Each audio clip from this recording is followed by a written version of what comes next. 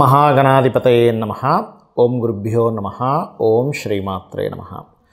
పరమేశ్వర స్వరూపమైనటువంటి జ్యోతిష, వాస్తు మరియు ఇతర అనేకమైనటువంటి శాస్త్రములను మనకు అందించినటువంటి మహర్షులకి నమస్కారం.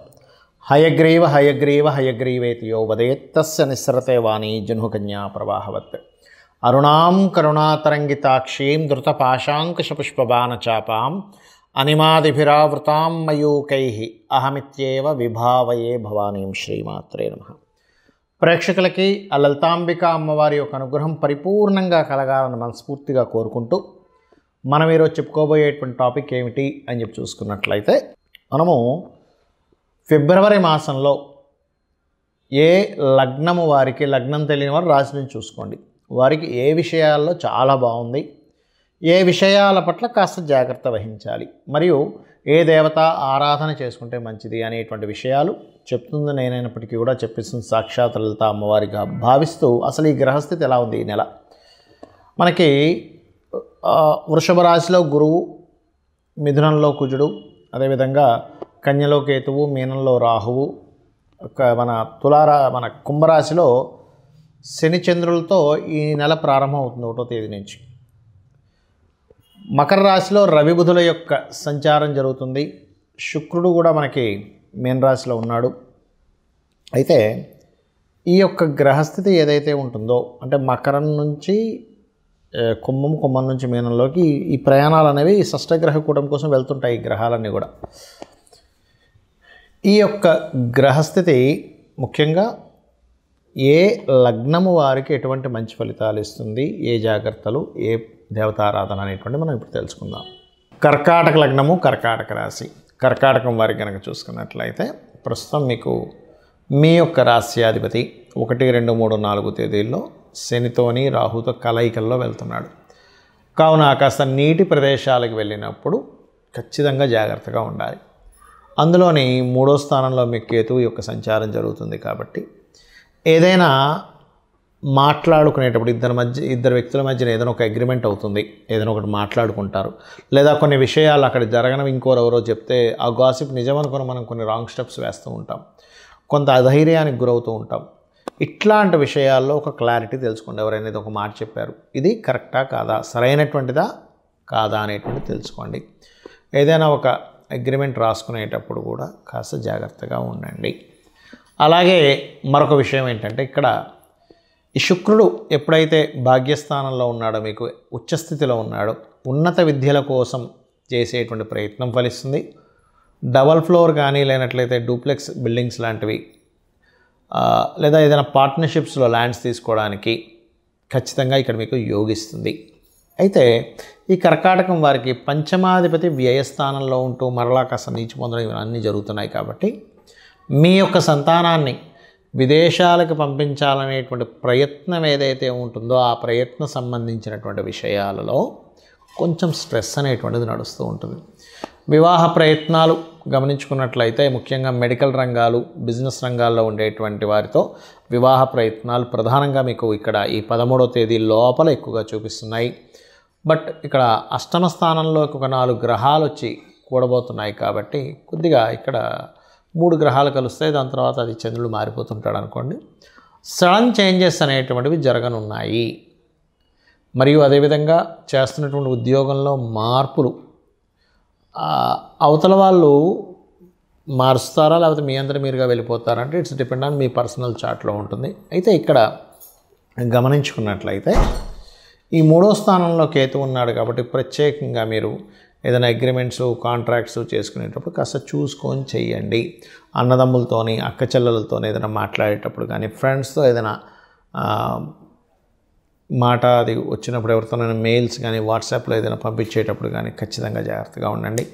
అందులో ముఖ్యంగా 1, 2, 3, 4 తేదీలు 5వ తేదీ వరకు కూడా కాస్త నీటి ప్రదేశాలకు వెళ్ళినప్పుడు మాత్రం చాలా జాగ్రత్తగా ఉండండి. ముఖ్యంగా ఇక్కడ భాగ్యస్థానంలో మీకు రాహు యొక్క సంచారం జరుగుతుంది కాబట్టి పితృదేవత తర్పణాలు, పితృదేవతలకు చేసేటువంటి విషయాల పట్ల కాస్త జాగ్రత్తగా ఉండాలి. ఇక తప్పదు. కొంతమందికి ఎలా ఉంటుందంటే ఎప్పటికప్పుడు కొత్త అగ్రిమెంట్స్ చేస్తుంటారు, కొంతమంది లాయర్లు ఉంటారు, ఎప్పటికప్పుడు కొత్త ఇవి తయారు చేసి సబ్మిట్ చేస్తూ ఉంటారు. లేకపోతే ఆయుర్వేద సంబంధించినటువంటి చికిత్స చేసేవాళ్ళు ఉంటారు. అటువంటి వారు ఖచ్చితంగా గణపతిని తలుచుకొని ఆ యొక్క విషయాల్లో ముందుకు వెళ్ళండి. ఇక మీరు చేయవలసిన దేవతారాధన సుబ్రహ్మణ్యేశ్వర స్వామి ఆరాధన చేయండి, అన్ని విధాలు బాగుంటుంది. చాలామందికి ఎన్నో రెమెడీస్ చేస్తుంటారు. ఏ రెమెడీస్ చేస్తున్నా సరే అది ముందుకి కదిలినట్టే కదిలి ఆగిపోతూ ఉంటుంది. అది ఎందుకు అనేది అర్థం కాదు. దానికి కారణం మనం చూడండి, ఒక తలనొప్పి ఉంది, మనకి తలనొప్పికి సంబంధించినటువంటి ఔషధం ట్యాబ్లెట్ వేసుకుంటేనే మనకు తగ్గుతుంది.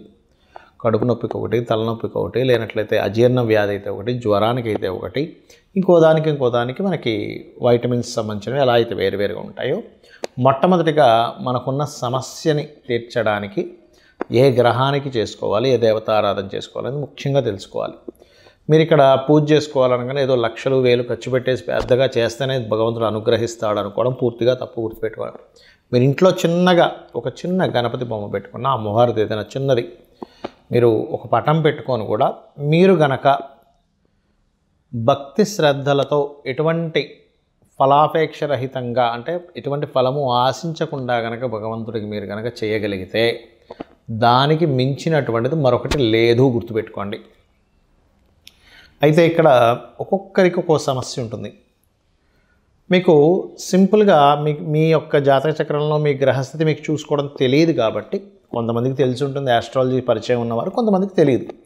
తెలిసిన వారు అదృష్టవంతులు, ఎందుకంటే వారు చూసుకొని చక్కగా వారు ఆ చిన్న చిన్న రెమెడీస్తో బయటపడగలుగుతుంటారు. తెలియని వాళ్ళకి ఏమిటి అంటే, మీ జన్మజాతకంలో ఉదాహరణకి శని పాడయ్యాడు, లేదా ఉద్యోగ సంబంధించిన విషయంలో ఎక్కువ ఇబ్బంది పడుతున్నారు అనుకోండి, చక్కగా ఏం లేదు, లలిత అమ్మవారి పటం పెట్టుకొని ఓం శ్రీమాత శ్రీ మహారాజ్ని శ్రీమత్సింహాసనేశ్వరి నమః అనుకుంటూ కుంకుమతో ఇలాగ వేయడం, పూజ చేయండి.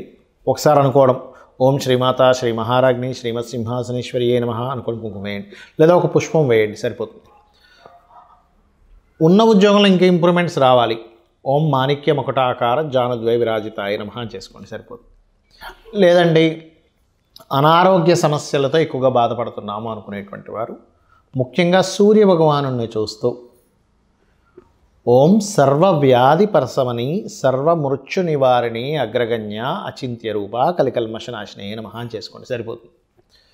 పేరు ప్రఖ్యాతలు రావాలి, సూర్య భగవాన్నే చూస్తూ ఓం భానుమండల మధ్యస్థ భైరవీ భగమాలినే నమః. అయితే మీరు చేసేటప్పుడు సూర్యుల్లో అమ్మవారు ఉంది అనేటువంటి భావనతో చేయండి. ఇంట్లో పూజ చేసేటప్పుడు అక్కడ ఏదో పటం ఉందని కాదు, సాక్షాత్ అమ్మవారు అక్కడ ఉంది, ఆ అమ్మవారికి నేను చేస్తున్నాను అనేటువంటి భావనతో చేయండి, ఖచ్చితంగా ఫలితం వస్తుంది. ఏమి ఆశించకుండా మీరు చేయండి, ఆటోమేటిక్గా ఫలితం వచ్చేస్తుంది. పంచోపచార పూజ అంటుంటారు, తెలుసు కదా, గంధము, పుష్పము, దీపము, ధూపము, నైవేద్యము, ఏ నైవేద్యమైనా పెట్టచ్చు, గుర్తుపెట్టుకోండి. ఇదే పెట్టాలి, ఇది పెట్టకూడదు అనేది ఏమీ లేదు. మీ భక్తి శ్రద్ధలతో శ్రీకృష్ణ పరమాత్మ చెప్పాడు ఏంటి, మీరు ఫలాపేక్షరహితంగా ఫలమైనను, పుష్పమైనను, పత్రమైనను, ఉదకమైనను మీరు ఏది సమర్పించినా కూడా నేను ప్రీతితో స్వీకరిస్తున్నాను అన్నాడు ఆయన. కాబట్టి అలా పెట్టండి, ఖచ్చితంగా తీసుకుంటాడు స్వామి. మరి అదేవిధంగా మరి కొంతమందికి వివాహం అవ్వదు, అలాంటి వారు తెల్లటి పుష్పాలు, ఎర్రటి పుష్పాలు తీసుకొని అమ్మవారి ఫోటో దగ్గర, లేకపోతే యంత్రం ఉంటే యంత్రం దగ్గర చక్కగా మీరు యంత్ర సంబంధించినవి కూడా కొన్ని చెప్తాను నేను మీకు తర్వాత వీడియోలో. అక్కడ చక్కగా ఏం చేస్తారంటే, మీరు ఒక్కొక్క పువ్వు వేస్తూ ఓం కామేశబద్ధ మాంగళ్య సూత్రశోభిత కందరాయే నమః అనుకుంటూ చేయండి. లేదండి మా దగ్గర పుష్పాలు దొరకట్లేదు, లేకపోతే అంత పొద్దున్నే లేదు అంటే అక్షింతలు వేసుకుంటూ కూడా చేయవచ్చు, అందులో ఎటువంటి సందేహం లేదు. మరి అదేవిధంగా వివాహ జీవితం బాగాలేదు, అలాంటి వారు చక్కగా మీరు ఓం శివకామేశ్వరాంకస్త శివ స్వాధీన వల్లభాయే నమః చేసుకోండి. లేదంటే బిజినెస్లో మేము రాణించలేకపోతున్నాము, అటువంటి వారు ఓం ఇంద్రగోప పరిక్షిప్త స్మరతూనా భజంగికాయై నమః. ఫైనాన్షియల్ గ్రోత్ రావాలి, ఓం సంపత్కరీ సమారూఢ సింధుర వ్రజ సేవితాయే నమః. ఆ రకంగా మీరు ఎంత చేసుకుంటూ ఉంటే అంత చక్కటి ఫలితాలు మీకు రావడం జరుగుతుంది. అలాగే మరి కొంతమందికి అప్పులు ఎక్కువగా ఉంటాయి, ఇవాళ రేపు అప్పుల బాధలు చాలామంది పడుతున్నారు. ఓం అపర్ణాయే నమః అని చక్కగా బిల్వ దళాలు కనుక మీ దగ్గర ఉంటే ఒక్కొక్క బిల్వ దళంతో అమ్మవారి దగ్గర పెడుతూ ఒక పుష్పము బిల్వదళం కలిపి చేయండి, ఖచ్చితంగా మీరు అప్పుల బాధల నుంచి బయటపడతారు. అయితే ఇక్కడ ఏంటంటే చాలామంది ఈ గోచార ఫలితాలు అనేటువంటివి కొంత పర్సెంట్ పనిచేస్తుంది. కానీ మీ జన్మజాతకంలో ఉండేటువంటి గ్రహాల యొక్క స్థితి ఎలా ఉంది అనేటువంటి చాలా ముఖ్యమైనటువంటి అంశం.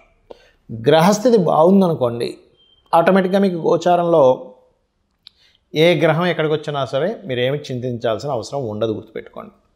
కాబట్టి గ్రహస్థితి మీ జన్మజాతకంలో ఏ దశ నడుస్తుంది, ఏ అంతర్దశ నడుస్తుంది, ఏ యోగం ఉంది చాలా ఇంపార్టెంట్. అంతేగాని ఏళ్ళు నడిచిన వచ్చేసిందని భయపడిపోవడం, అమ్మో కాల సర్పదోషం ఉందని భయపడిపోవడం ఇవేమీ అక్కర్లేదు. ఇంకా అన్నిటికంటే ముఖ్యంగా చెప్తాను, మీకు ఏ గ్రహస్థితి ఉన్నా ఎలా ఉన్నా అమ్మవారిని నమ్ముకొని, అమ్మ నువ్వు ఉన్నావు నాకు చాలా ధైర్యం, నా పని నేను ధర్మంగా చేసుకుంటూ వెళ్తూ ఉన్నాను అనుకునేటువంటి వారికి అమ్మవారి రక్ష 100% ఉంటుంది. ఏమీ భయపడాల్సిన పని లేదు. శ్రీమాత్రే నమః.